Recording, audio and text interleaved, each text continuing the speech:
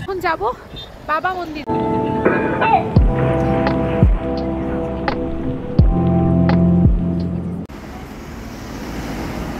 Good morning, welcome back to yet another blog. তো আজকে হচ্ছে আমাদের গ্যাংটকের সেকেন্ড ডে, মানে কালকে ওই যে বন্দে ভারতে করে এলাম, তারপরে হোটেলে এলাম, হোটেলের ফোন নাম্বার সব কিছু কিন্তু আগের দিনের ব্লগটাতে আমি দিয়ে দিয়েছি। যারা দেখেননি একটু গিয়ে কিন্তু দেখে আসবেন।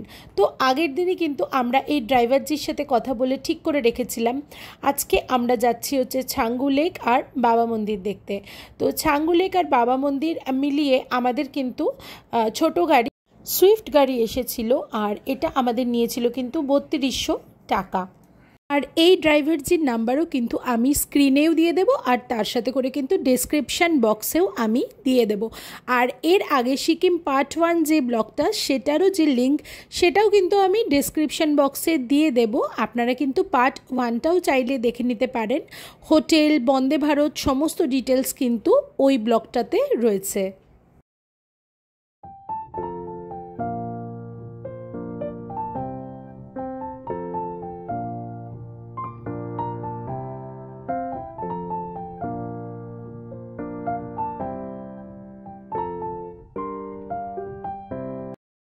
এই 44 থেকে 45 ডিগ্রি গরমে সবারই কিন্তু মন চায় যে একটু পাহাড়ে যাই, কিন্তু অনেক সময় অফিসের ছুটি বা আরও নানা কারণে পসিবল হয়ে ওঠে না।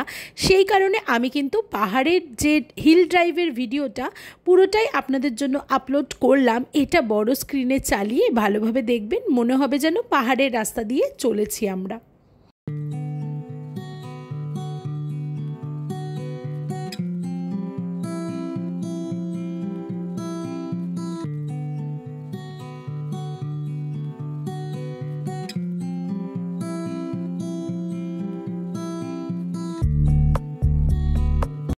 লাইট খাচ্ছি বস, লাইট খাচ্ছি।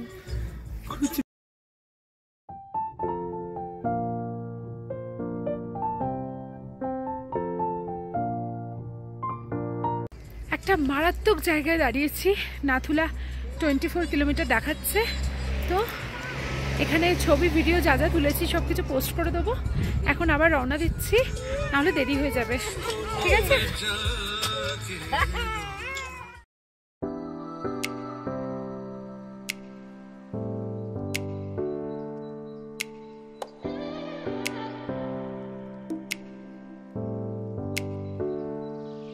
ছাঙ্গু লেক ছাড়িয়ে কিছুক্ষণ যেতেই কিন্তু আমরা পেলাম বরফের দর্শন। সে কি আনন্দ দেখে! ওই দেখুন দূরের পাহাড়ে কিন্তু বরফ।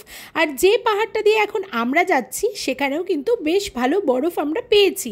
তবে আমরা এসেছি এপ্রিলের একদম শেষের দিকে, আর এই বছর যা গরম পড়েছে তো বরফ সেরকম একটা কিন্তু পাওয়া যায়নি। এই হলো ছাঙ্গু লেক। তবে এখন আমরা আগে কিন্তু ডাইরেক্ট যাব বাবা মন্দিরে, তারপরে ফেরার সময় ছাঙ্গু লেকটা দেখে তারপরে আমাদেরকে কিন্তু হোটেলে ড্রপ করে দেবে ড্রাইভারজি। ওই হলো ছাঙ্গু লেক, আর এখান দিয়ে সব গাড়ি আসছে। এখন আমরা আবার রওনা দিচ্ছি, আর ওই যে পেছনে ছাঙ্গু লেক রয়েছে। এখন যাব বাবা মন্দিরে, আর এখানে কিন্তু বেশ ভালো ঠান্ডা।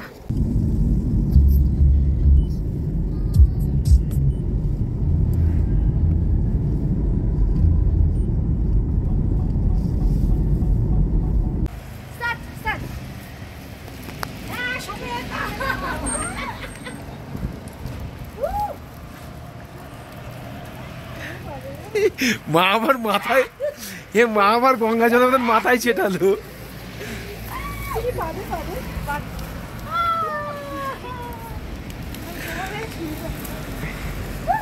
সবাই দেখছে বরফ, আর আমি ঠিক করছি আমার নোজ পিন। দেখছেন নোজ পিনটা না বড় আলগা হয়ে গেছে, বারবার যেন খুলে খুলে পড়ে যাচ্ছে।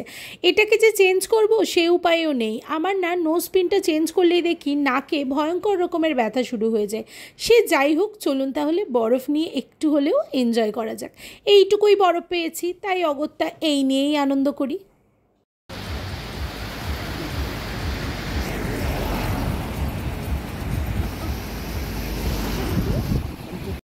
ওই ওপরে দেখতে পাচ্ছেন মহাদেব রয়েছে বসে। তো বাবা মন্দির যাওয়ার পথে এই যে মন্দিরটা, এটার কিন্তু আমরা দর্শন পেলাম। দেখতে পাচ্ছেন দূর থেকে কি সুন্দর লাগছে দেখে। আর এটা কিন্তু প্রায় 13,000 ফিট ওপরে সমুদ্রপৃষ্ঠ থেকে।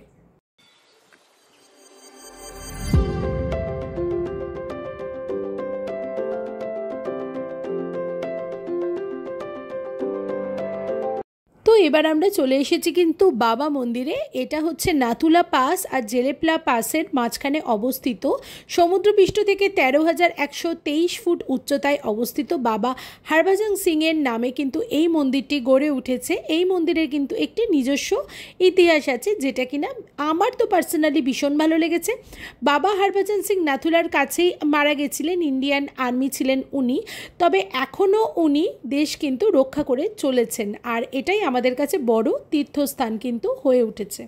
আমি যেরকম কথা দিয়েছিলাম প্রতিটা ভিডিওতে একটি করে আমি ছোট বিজনেস প্রমোট করব, আজকে আছে ক্রাফটি কর্নার।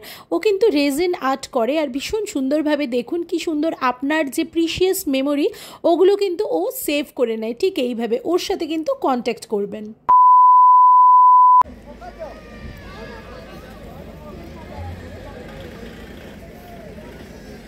এখন আমরা চলে এসেছি ছাঙ্গু লেকে। এটার স্পেলিং হচ্ছে সঙ্গ লেক, ঠিক আছে। সঙ্গ মানে কিন্তু বলা হচ্ছে সোর্স অফ দ্য লেক, মানে লেকের উৎস বলা হয় এখানে। আর এখানে যে কোথা থেকে জল এসেছে সেটা কিন্তু কেউ জানে না, মানে ঈশ্বর প্রদত্ত বলতে পারেন। তো এই লেকের সৌন্দর্য কিন্তু অসাধারণ লাগবে, শীতকালে আসলে আরও ভালো লাগবে। চারপাশটা কিন্তু বরফে একদম দুধ সাদা হয়ে থাকবে। আর এটা সমুদ্রপৃষ্ঠ থেকে কিন্তু প্রায় 12,313 ফুট উচ্চতায় কিন্তু এটি অবস্থিত। এখানে আসতে গেলে কিন্তু ভোটার আইডি কার্ড দিয়ে আগে থেকে পারমিট করাতে হবে। চারিদিকে ফগি ফগি ফগ, ফগি ফোর আইস হয়ে গেছে।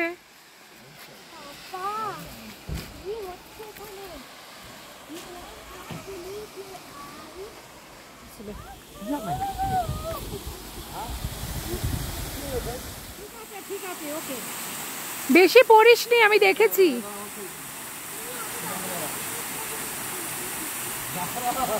উঠে আয় উঠে আয় আয়।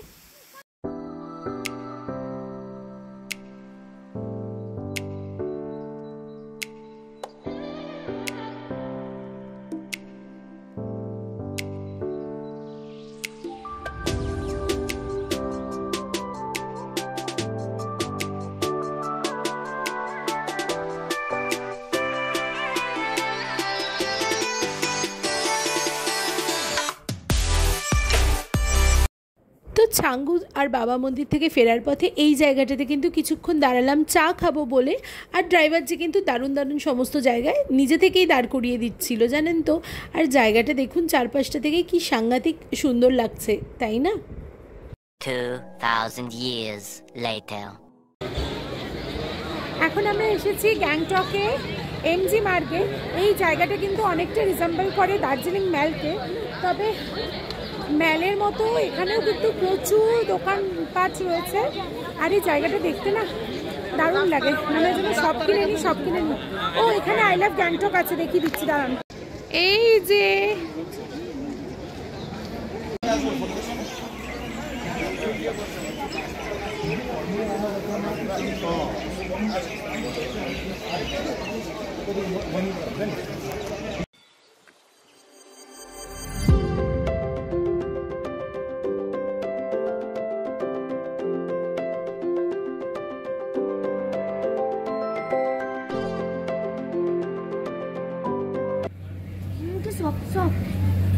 এই তোমাদের রোলটা একটু দেখাও, তোমরা খাচ্ছ।